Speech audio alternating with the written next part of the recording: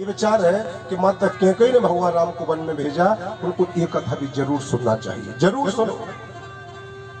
कितना प्रेम करती थी माता कैकेयी सुंदर भैया भगवान राम से, मालूम है आपको?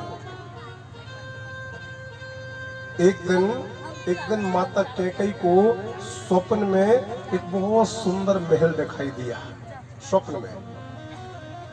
और सुबह जब माता कैकेयी उठी, उसने राजा दशरथ जी से कहा, स्वामी जी, मैंने रात्रि में एक स्वप्न में बहुत सुंदर महल देखा है और मुझे अयोध्या में मेरे लिए रहने को वही महल चाहिए,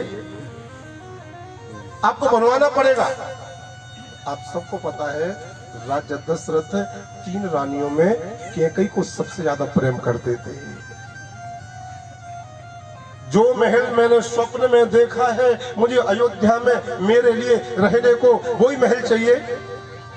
राजा दशरथ जी बोले, देवी तुम चिंता मत करो, जो महल तुमने स्वप्न में देखा है यदि वो बैकुंठ में होगा तो हम वैसा बनवाएंगे, यदि वो साकेत में होगा तो भी वैसा बनवाएंगे, लेकिन तुम्हारी इच्छा जरूर पूरी होगी। लेकिन ये बताओ महल था कैसा? तो माता कैकेयी बोली, जो महल मैंने देखा है स्वप्न में, उस महल को ब्रह्मा जी के पुत्र भगवान विश्वकर्मा जानते हैं। तो राजा दशरथ ने अपने तपोबल के द्वारा देवलोक से विश्वकर्मा भगवान को बुलाया। जब विश्वकर्मा जी आए तो राजा दशरथ ने उनका यजन किया, विधि विधान से पूजन किया। विश्वकर्मा भगवान, मेरी पत्नी अयोध्या की महारानी कैकेयी ने स्वप्न में एक बहुत सुंदर महल देखा है और कैकेयी को वही महल चाहिए, उसकी जिद है।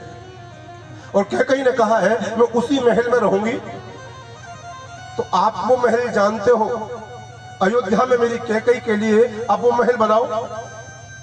विश्वकर्मा जी ने कहा, महाराज जी वो महल तो बहुत महंगा है। क्यों? कैकेयी ने जो महल स्वप्न में देखा है वो तो पूरा का पूरा महल सोने का है, सोने का महल है, उसकी बहुत कीमत है, वो बहुत महंगा है। तो राजा दशरथ बोले, मेरी कैकेयी के प्रेम से ज्यादा वो महल की कीमत नहीं होगी, बनाओ। जितना पैसा खर्च होगा, जितना परिश्रम लगेगा, पूरा खर्च किया जाएगा, लेकिन मेरी कैकेयी को खुश रहना चाहिए। तो विश्वकर्मा जी ने राजा दशरथ के कहने पर माता कैकेयी की प्रसन्नता के लिए अयोध्या में एक सोने का महल बनवाया है। आज भी वो महल अयोध्या जी में है। हम उस महल को क्या बोलते हैं? कनक भवन। संस्कृत में सोने को ही कनक बोला जाता है। आज भी कनक भवन अयोध्या में है, जहां पर भगवान श्री सीताराम चंद्र जी विद्यमान है।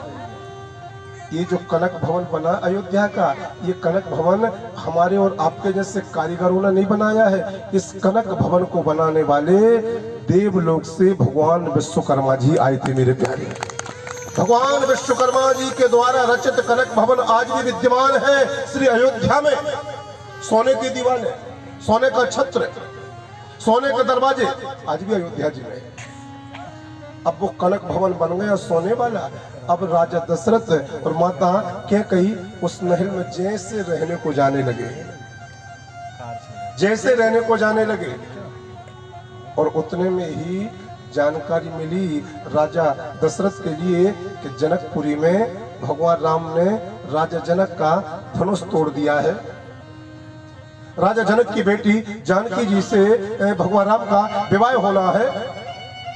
जैसे ये जानकारी दशरथ जी को मिली, दशरथ जी ने ये जानकारी कैकेयी को दी। तो कैकेयी भगवान राम को कितना प्रेम करती है, सुनो जरा। कैकेयी की आंखों में प्रेम के आंसू आ गए और माता कैकेयी बोली, स्वामी जी वापस चलो, वापस चलो। तो राजा दशरथ जी बोले, तुमने तो ये घर बनवाया है, लड़ करके बनवाया है, जिद करके बनवाया है, हट करके बनवाया है। तुमने कहा कि जब तक वो महल बनेगा नहीं मैं अब उसी में रहूंगी। अब वापस जाने की क्यों कह रही हो? स्वामी जी मैं बाद में बताऊंगी, अब वापस चलो। तो राजा दशरथ ने कहा, पहले बता तो दो। तो माता कैकेयी बोली, आपने अभी कहा ना कि मेरे राम ने जनकपुरी में धनुष तोड़ दिया है, मेरे राम का विवाह है जानकी जी से होना है। स्वामी जी अपन लोग तो पुराने घर में रह लेंगे, मेरा राम विवाह करके आ रहा है। जब बहू पहली बार मायके से ससुराल आती है तो मुंह दिखाई दी जाती है। मेरा राम विवाह करके आ रहा है, जब मेरे राम की पत्नी आएगी अर्थात मेरी बहू सीता जब अयोध्या में आएगी तो मुझे मुंह दिखाई देनी पड़ेगी। तो ये जो नए महल की चाबी है अर्थात कनक भवन की चाबी है, ये मुंह दिखाई में मैं अपनी बहू जानकी को दूंगी और मैं अपने पुराने घर में रहूंगी।